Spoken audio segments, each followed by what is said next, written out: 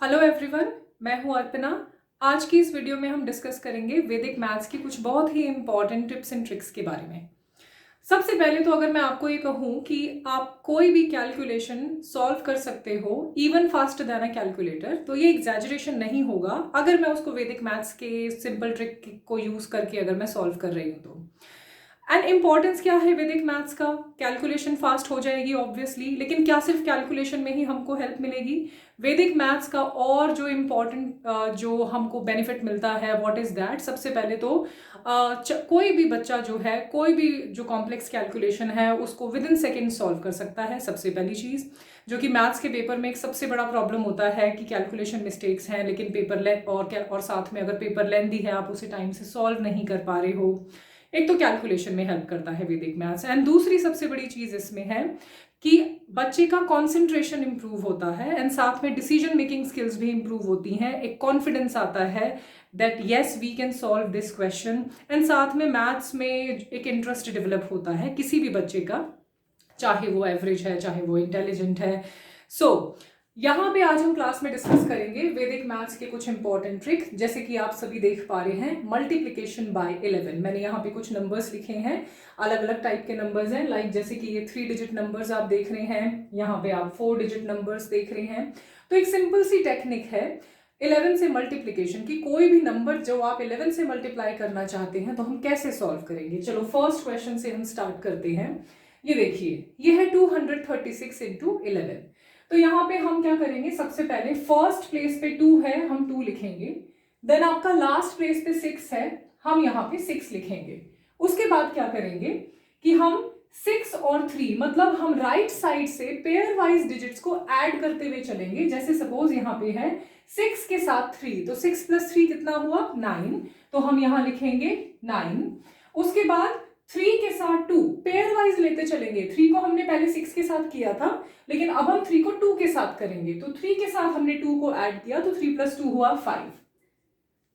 And this is the final answer 2596। तो यहाँ पे आप देखिए हम कैसे कर रहे हैं। एक और एग्जांपल से आपको ट्रिक और अच्छे से क्लियर हो जाएगी। जैसे हमारे पास है 527 मल्टीप्लाइड बाय 11। फर्स्ट नंबर 5 है, हम 5 लिखेंगे। लास्ट नंबर 7 है, हम 7 लिखेंगे लास्ट में।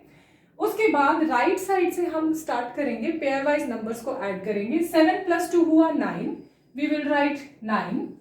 Then 2 + 5 हुआ 7, we will write 7, and this is the final answer 5797। यहाँ पे आपने नोटिस किया होगा जब भी हम यहाँ पे डिजिट्स को ऐड कर रहे हैं तो एक सिंगल डिजिट नंबर आ रहा है। जैसे 6 + 3 9 आया, 2 + 5 7 आया। अब आप ये वाला अगर क्वेश्चन देखेंगे 652 इंटू 11, तो यहाँ पे कैरी फॉरवर्ड का केस आएगा which is different from these 2 questions. तो देखिए हम कैसे करेंगे इसको। फर्स्ट प्लेस पे 6 है, we will write 6 at the first place. Last number is 2, so we will write 2 at the last place. And in between, we will start adding the numbers starting from the right side. That is 2 + 5. 2 + 5 7 हुआ, तो हम यहाँ पे लिखेंगे 7. Now we have 5 + 6. 5 + 6 तो 11 होता है, तो हम 11 नहीं लिखेंगे, हम सिर्फ 1 लिखेंगे। 1 जो होगा 11 का वो कैरी फॉरवर्ड जाएगा। किसके साथ जाएगा? 6 के साथ ऐड हो जाएगा, तो it would be 6 + 1 which is 7. So the answer would be 7172. I'm repeating this once again. 652 + 11 था, so we will write 6 at the first place, 2 at the last place.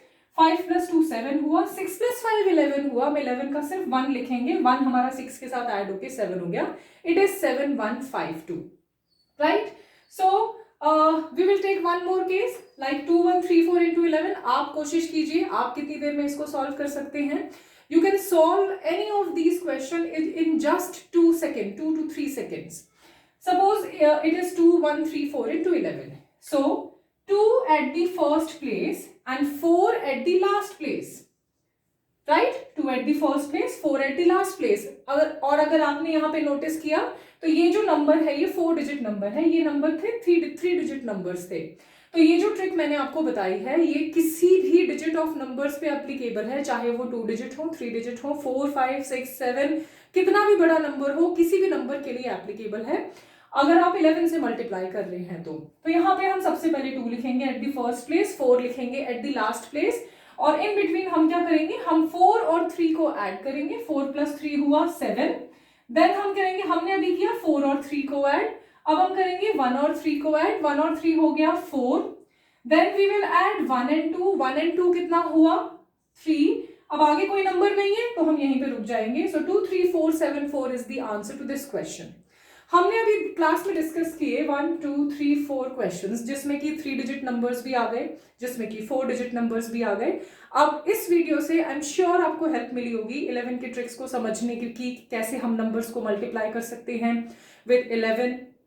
आप और भी रैंडम नंबर्स लेके घर पे प्रैक्टिस कीजिए, आपको डेफिनेटली मजा आएगा।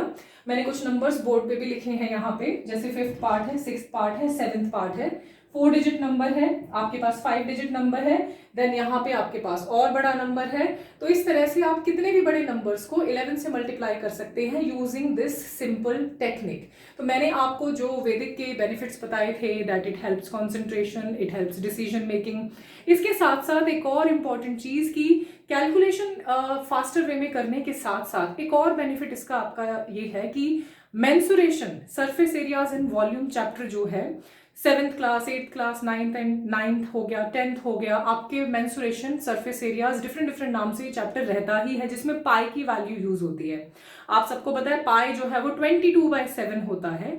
सपोज मैं बोलूं कि मुझे अगर वॉल्यूम निकालनी है सिलेंडर की, वो πr² है, तो पाई को 22/7 रखते हैं, एंड 22 को मैं लिख सकती हूं 2 × 11, राइट। तो इस तरह से क्या होगा कि मेरा कैलकुलेशन बहुत इजी हो जाएगा, क्योंकि मैंने 22 को लिखा 2 × 11, तो साथ में 11 का मल्टीप्लिकेशन टेक्निक वहां पे भी यूज होगा। और आने वाले वीडियोस में मैं आपको उसका एप्लीकेशन भी दिखाऊंगी कि कैसे हम इसको मेंसुरेशन के क्वेश्चन में एक्चुअली यूज कर सकते हैं।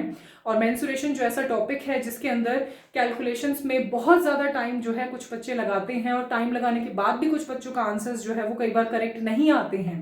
तो वो एप्लीकेशन हम कैसे करेंगे, कैसे मेंसुरेशन में हेल्प करता है, वो आने वाले वीडियोस में भी डेफिनेटली मैं आपके लिए लेके आऊंगी।